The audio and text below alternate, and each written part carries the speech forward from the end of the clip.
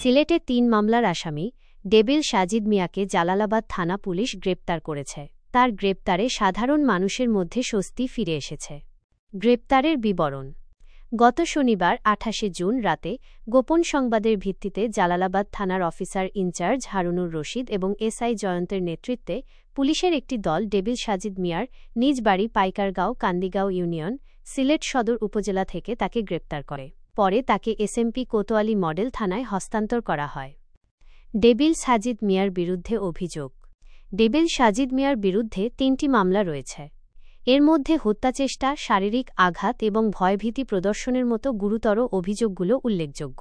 তার বিরুদ্ধে চলমান মামলাগুলোর নম্বর হল FIR নং -31/2024 এসএমপি কোতোয়ালি মডেল থানা, FIR নং 02/2024 এসএমপি কোতোয়ালি মডেল থানা, 27/152/2021। 2024 সালের একটি মামলায় তার বিরুদ্ধে ছাত্র জনতার ওপর হত্যার উদ্দেশ্যে গুলি চালানো এবং আওয়ামী লীগের পুলিশি সহযোগিতায় সাধারণ মানুষকে হয়রানি ও মিথ্যা মামলা দেওয়ার অভিযোগ রয়েছে।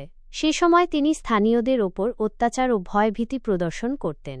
সাধারণ মানুষের স্বস্তি: ডেবিল সাজিদ মিয়া, পিতা মৃত নছিম উল্লাহ, যিনি জালালাবাদ থানার রাজিয়াবাড়ি ৯ নং ওয়ার্ড গ্রামের বাসিন্দা ছিলেন, দীর্ঘদিন ধরে এলাকায় সন্ত্রাসী কার্যকলাপে লিপ্ত ছিলেন।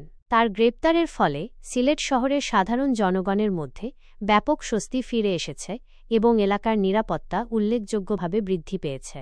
পুলিশ তাকে বিচারিক কার্যক্রমের জন্য হেফাজতে নিয়েছে এবং তার বিরুদ্ধে সকল অভিযোগের তদন্ত চলছে।